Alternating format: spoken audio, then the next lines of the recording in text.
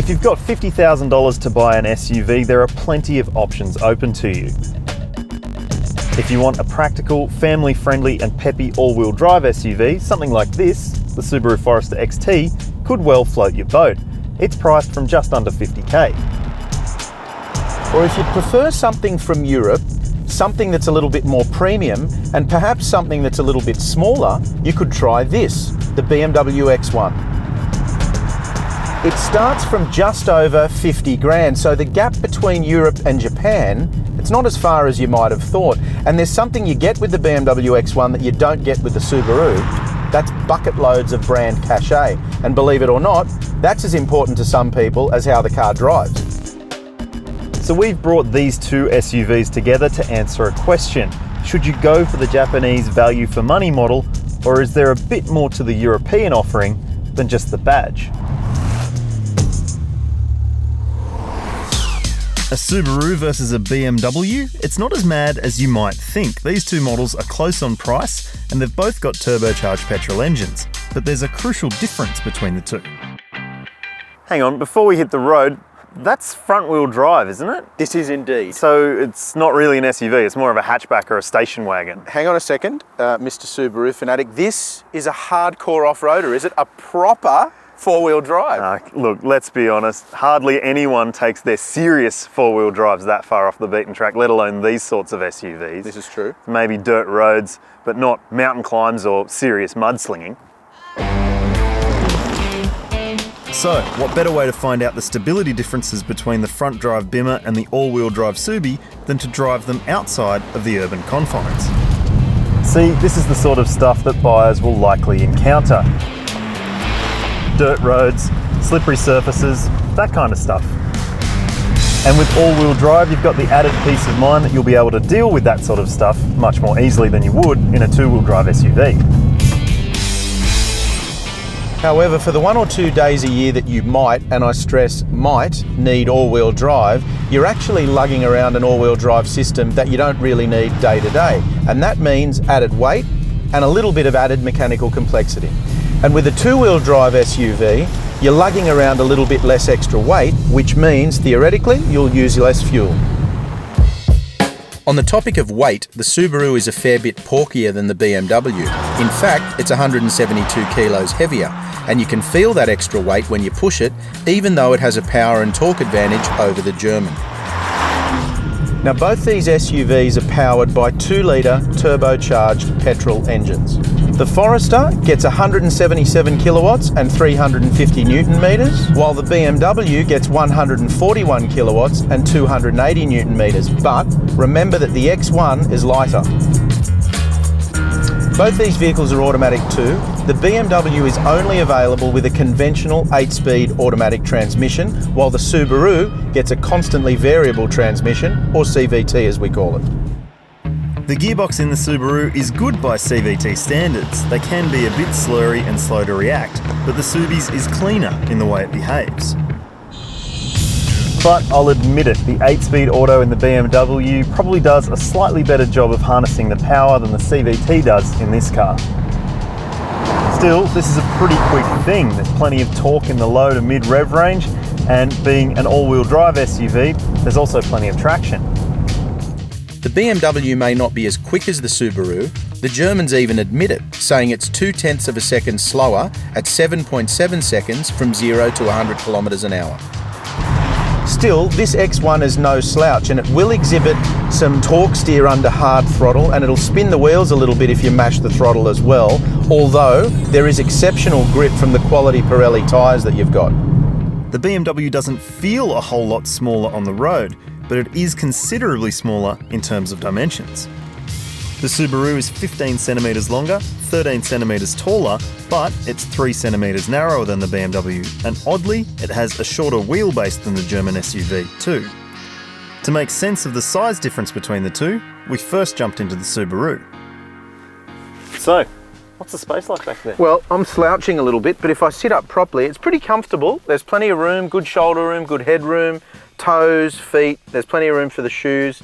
The seat base is a little flat. I'm not a massive fan of that, But otherwise, it's pretty good. There are no air vents back here though. Not good. No, not ideal. Well, up here it's very functional, maybe not especially special inside, but I do get things like heated seats. Yeah, you do. Excellent on days like today. None of those in the X1. Yep. You've also got a nice, clear, crisp, large touchscreen media system. Yeah. I know the BMW doesn't get touchscreen, but it has that clever little dial. Yeah, it does. Top screen is maybe a little bit out of whack with the rest of the cabin, but it generally is quite simple, quite clean, and quite attractive, I think. The only thing I don't like about the front of the Subi is the piano black. It gets lots of fingerprints on it.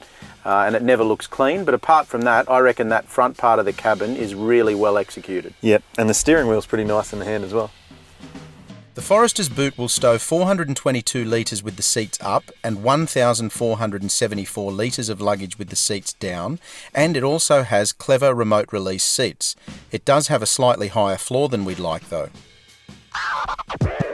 But if the Subaru is a medium SUV and the BMW is considered a small SUV, it should be smaller, right? So mate, we've stepped down a segment size in terms of what the market says, and yet back here, it doesn't actually feel that much smaller. I've got as much space everywhere, except probably I have marginally less knee room. But I tell you what, it feels a whole lot bigger back here than I thought it would. And it feels big up here as well. I mean, there's plenty of headroom up here and in the back. And it's typically BMW in the way it's presented. It looks nice for the most part. I'm not so sure about this small media screen. Too small. Pretty Definitely. small, but it does have iDrive and everyone at CarAdvice seems to love that. It's also got a couple of nice design features like this flowing section of center console. Covered storage, doesn't have heated seats though. Doesn't have heated seats, which the Subi does. It does have rear vents, which the Subi doesn't. Bonus. And we do get that piano black finish again, which again, I'm not a massive fan of.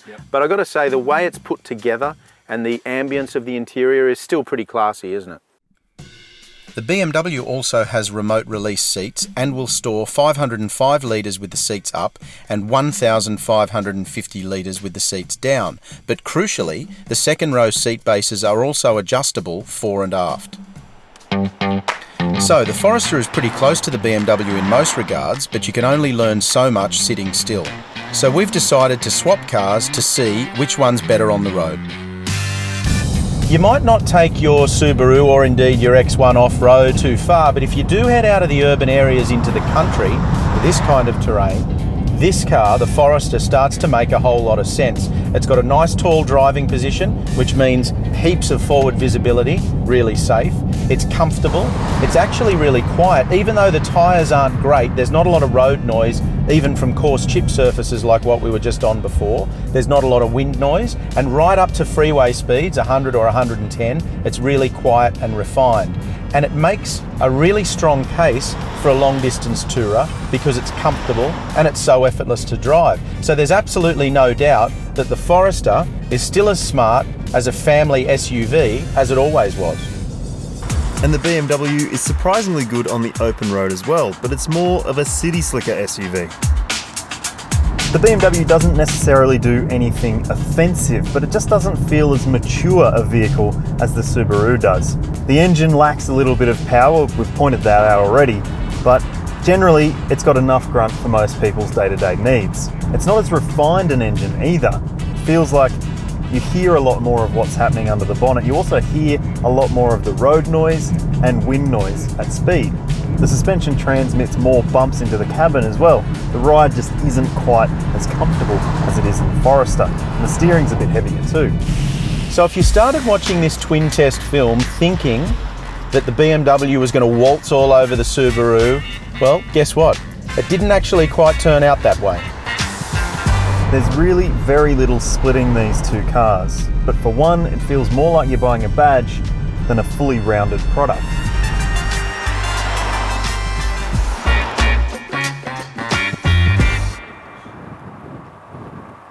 $180, wow. Mate, what are you doing? Mate, I'm just trying to figure out what I could buy if I bought that and saved the money instead of buying that. Yeah. So I could buy 230 burgers. It's a lot of burgers. Mate, 180 pizzas. I like pizza. Yeah. I'm into pizza. 2.5 week holiday in New Zealand. New Zealand's nice, wouldn't be much colder than here either. Exactly. And if I really needed that European badge, Yeah. I could get a second-hand Vespa. Vespas are cool. So, Yeah. what do you reckon? Heated seats. Put it on, it's Yeah. freezing. That's why this one's better than that one. We're gonna go and get that Heated burger. seats. Mate, dinner's on you.